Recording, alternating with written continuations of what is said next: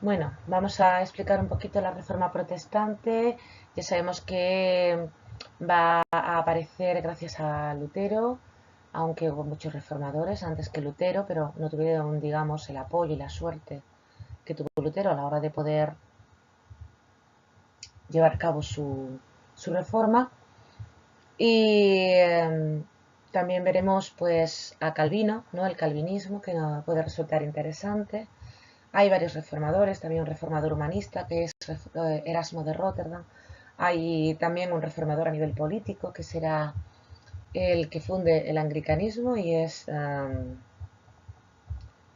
Enrique VIII, ¿vale? Es una cuestión política la que le lleve a admitir el protestantismo, pero bueno, tenemos diferentes reformadores. Vamos a ver sobre todo a Lutero y yo digo a Calvino, que son los que más nos van a interesar respecto a Kant.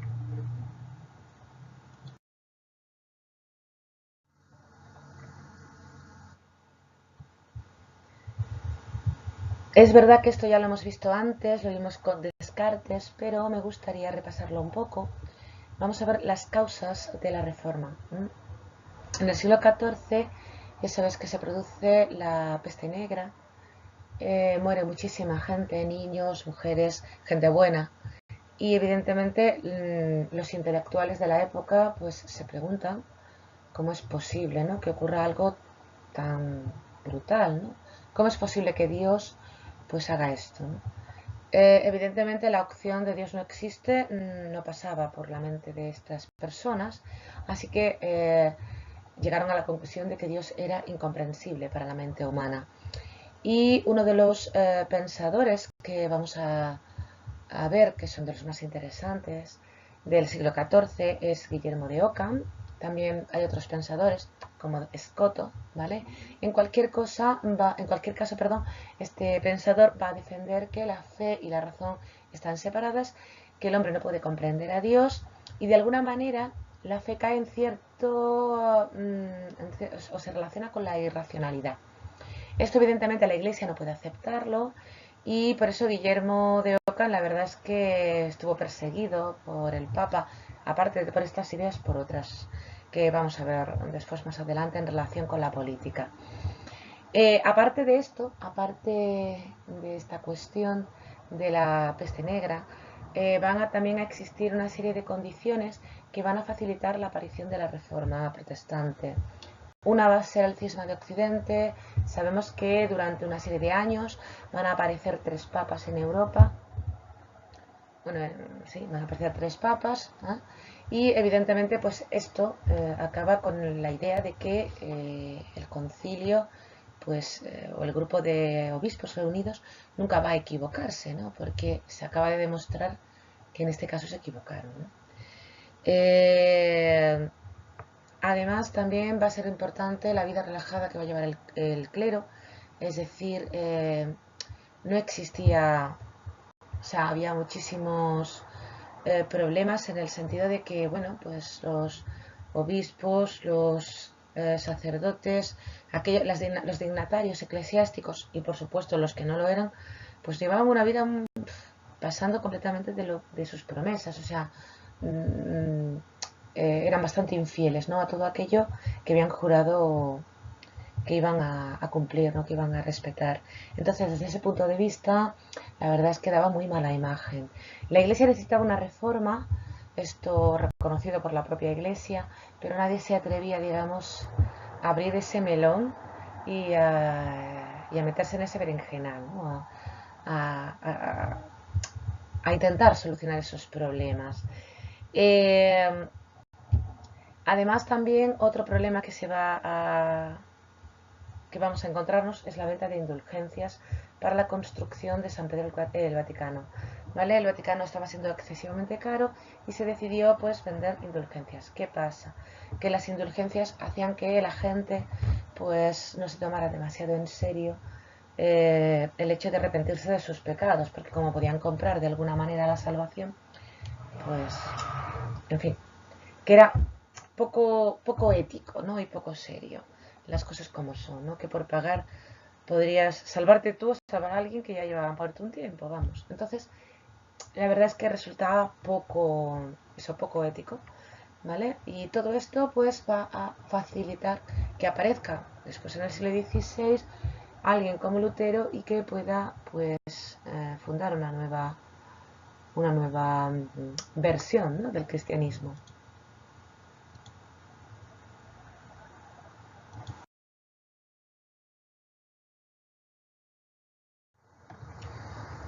El cisma de Occidente terminó, como sabemos, con la intervención política y la decadencia definitiva ya de lo que va a ser el papado, ¿no?, y la parte religiosa, ¿no?, que va a quedar bastante supeditada al poder político. Toda la Edad Media es una lucha entre el poder político y religioso, ¿vale? Y en un principio el poder que se va a imponer es el religioso. En el siglo IX aparece Carlomagno, que hará que se imponga el poder político sobre el religioso, que va a durar poco, la vida de Carlomagno. En el momento que muere Carlomagno vuelve a obtener poder la Iglesia y ya pues seguirá teniendo ese poder pues hasta el siglo XIV con el cisma de Occidente, en el que evidentemente tiene que intervenir el poder político para solucionar los problemas.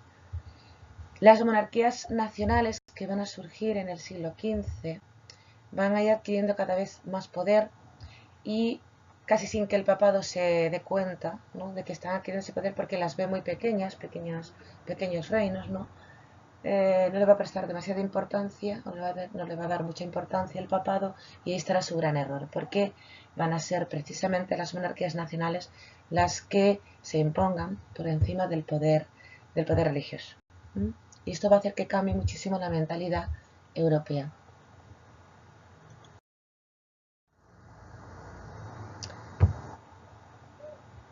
Bueno, esto también ya lo hemos visto, es Ockham, como veis aquí. Guillermo de Ockham va a defender la idea de que existe una separación entre la Iglesia y el Estado, y la razón de esta separación se encuentra en que Dios nos ha dado libertad. Entonces el Papa no puede quitarnos ningún tipo de capacidad de pensar y decirnos lo que tenemos que aceptar o no, ¿verdad? Porque para eso Dios nos ha dado un entendimiento.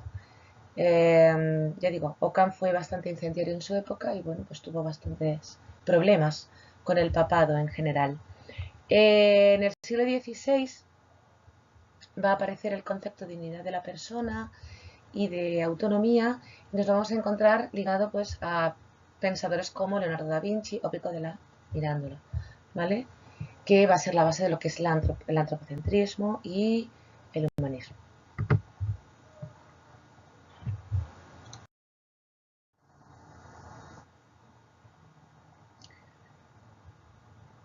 Bueno, Lutero va a defender una serie de ideas, esto también lo hemos visto ya, pero quiero repasarlo.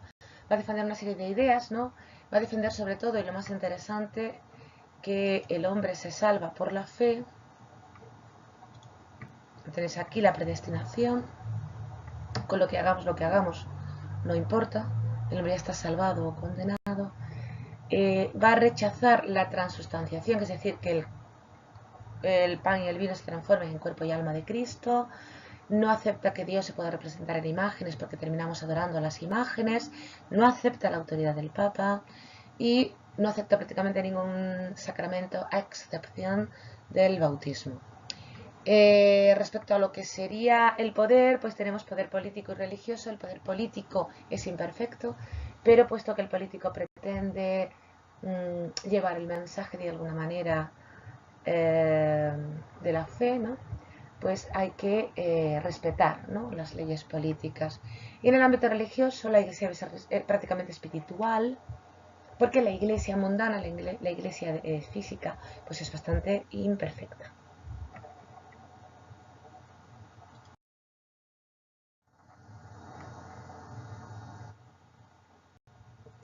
Aquí tenéis además las dos diferencias. Bueno, aquí tenéis ahora lo que sería la Iglesia Católica, cómo contesta la contrarreforma al protestantismo o la reforma, ¿verdad? La Iglesia Católica no acepta que la Biblia pueda ser interpretada de forma libre, cree que Dios se puede representar en imágenes como un recuerdo, sí acepta la autoridad del Papa y, muy interesante, acepta que el justo sí se salva a través de las obras.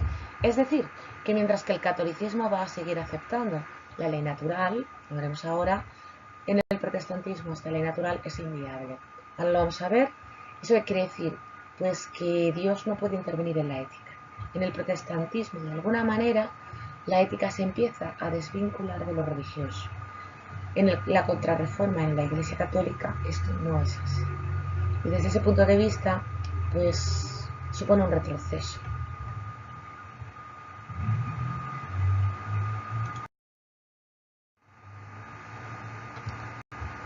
Bueno, aquí tenemos cómo la predestinación afecta a diferentes posiciones protestantes. Para Lutero, el hecho de que estemos predestinados lo único que nos lleva es a una gran angustia, ¿vale? Simplemente, pues, él piensa que no podemos rezar, intentar, pues, sentirnos mal y poco más, ¿no? Un calvinista, por otro lado, digamos que da una interpretación un poco diferente, ¿no?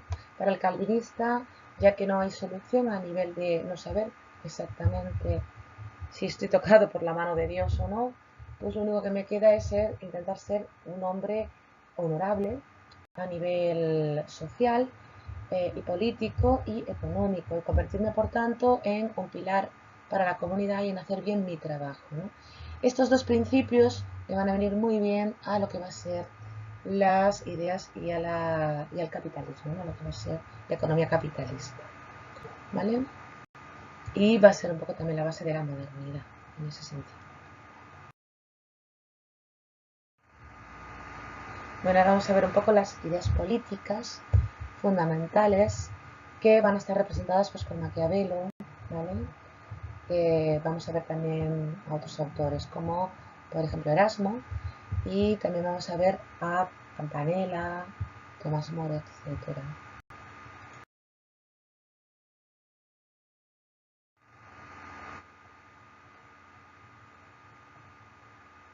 Bueno, Maquiavelo defiende un cierto realismo político.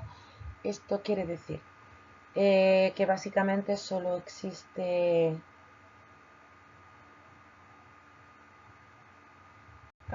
perdón.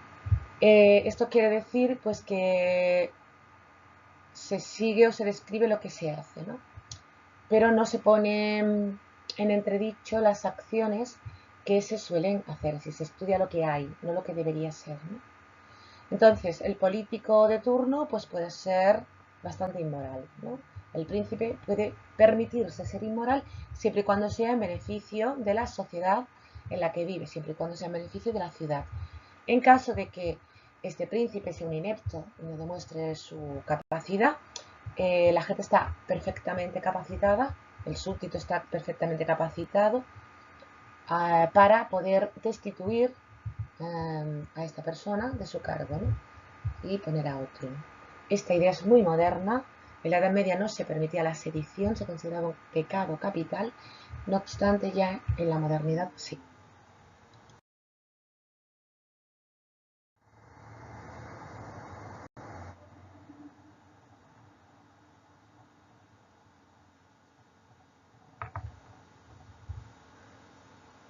Bueno, por otro lado tenemos a Erasmo de Rotterdam, que va a intentar que el poder político sí esté, digamos, limitado por una ética, una parte moral, y también va a defender un concepto muy interesante que es el de la guerra justa, y es que los súbditos deben estar de acuerdo con el gobernante cuando éste pues declara una guerra, porque al fin y al cabo son los que van a ir a morir, ¿no? Entonces es un poco contar con ese consentimiento de los súbditos.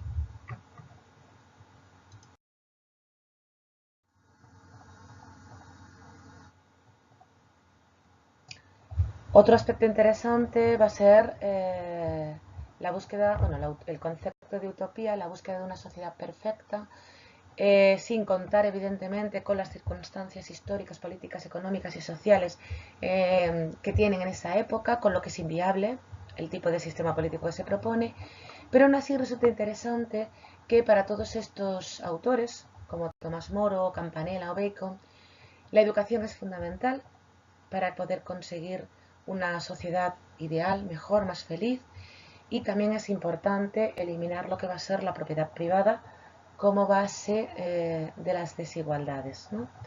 Entonces, básicamente se plantean un poco esos dos aspectos que curiosamente también se van a plantear después cuando veamos a los autores del siglo XVII y XVIII, ¿no? Es curioso que coincidan en ese análisis de la sociedad, ¿no? Respecto a lo que es la propiedad privada.